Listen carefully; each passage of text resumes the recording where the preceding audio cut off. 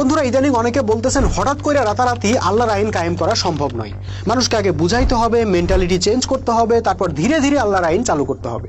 কাজে এখন আমরা ক্ষমতায় গেলেও বিদ্যমান আইনেই দেশ চালাবো। অথচ ওনারা এতদিন আল্লাহর আইনের কথা বলেই কিন্তু ভোট চাইছেন, লোকদেরকে কর্মী সমর্থক বানাইছেন, তারপর এখন যুক্তি দিতেছেন মদ হারাম যেমন একদিনে হঠাৎ করে হয় নাই, ধীরে ধীরে হয়েছে, তেমনি বিদ্যমান আইনেও একদিনে বদল করা যাবে না, ধীরে ধীরে বদল করতে হবে। হ্যাঁ, এটা সত্য যে আল্লাহ এক দফায় মদ হারাম করেননি। প্রথম দফায় মদের ক্ষতিকর দিক বুঝাইছেন, দ্বিতীয় দফায় সীমিত নিষেধাজ্ঞা দিয়েছেন, তৃতীয় দফায় পুরোপুরি হারাম ঘোষণা করছেন।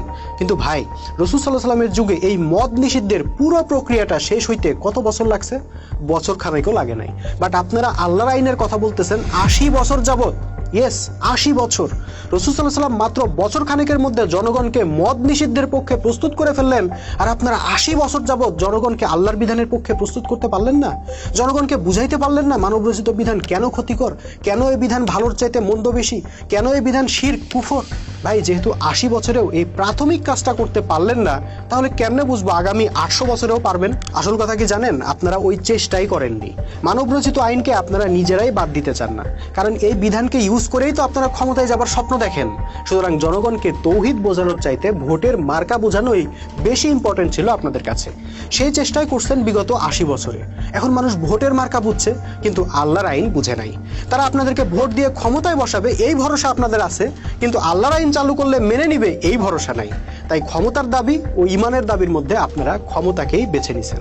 আমি শুধু ভাবতেছি আপনাদের সঙ্গে তো হাজার হাজার কর্মী সমর্থক আছে যারা সত্যি সত্যি আল্লাহর আইনের জন্য সংগ্রাম করছে, রক্ত দিছে, অর্থ দিছে, গাল মন্দ অপমান সহ্য করছে। সেই মানুষগুলোর সামনে আপনারা দাঁড়াবেন কোন মুখে? যারা জেহাদের আবেগ নিয়ে আপনাদের জন্য রাজপথে আন্দোলন করছে, জীবন দিছে, তারা কি প্রতারিত হইল না? অথচ এই অবস্থা তৈরি হইতো না যদি আপনারা রাসূল সাল্লাল্লাহু আলাইহি ওয়াসাল্লামের সুন্নাহ ফলো করতেন। দেখেন, আমাদের নবীজিও রাষ্ট্র পরিচালনা করছেন, কিন্তু তিনি আগেই রাষ্ট্র ক্ষমতার দিকে তাকাননি, বরং আগে আল্লাহর বিধানের পক্ষে জনগণকে ঐক্যবদ্ধ করছেন। তারপর সেই জনগণই ওনাকে দায়িত্ব দিছে আল্লাহর বিধান দিয়ে রাষ্ট্র চালানোর জন্য। ফলে রাষ্ট্রনায়ক হবার পর রসুলকে এই কথা চিন্তা করতে হয় নাই যে আল্লাহর বিধান চালু করলে জনগণ মানবে কিনা, নিবে কিনা, বিদ্রোহ করবে কিনা ইত্যাদি। কিন্তু আপনারা তো ওই রাস্তায় হাঁটেননি। তৌহিদের দাওয়াতে ফোকাস না করে আপনারা বরং ইস্যুভিত্তিক রাজনীতিতেই পুরোপুরি মগ্ন ছিলেন। ভাই, যে পরিমাণ সময়, শ্রম, এনার্জি আপনারা রাজনৈতিক ইস্যুগুলোতে মগ্ন থেকে খরচ করছেন, তার অর্ধেকও যদি আল্লাহর বিধানের দাওয়াত পৌঁছাইতে খরচ করতেন, তাহলে এদেশের মানুষ গত 80 বছরে আল্লাহর বিধানের পক্ষে সবাই ঐক্যবদ্ধ হয়ে যেত। ইসলামী জীবন ব্যবস্থার পক্ষে পুরো দেশের জনমত গড়ে উঠত। তখন আর আল্লাহর আইন চালু করতে এত ভয় পাওয়া লাগতো না। কিন্তু আপনারা কি করছেন? যুগের পর যুগ খালি আওয়ামী লীগ ফ্যাসিস্ট, বিএনপি চাঁদাবাজ, জাতীয় পার্টি স্বৈরাচারের দোসর, অমুক ভারতের দালাল, তমুক নাস্তিক, অমুক ইস্যুতে হরতাল, তমুক ইস্যুতে অবরোধ, এইগুলাই করে গেছেন।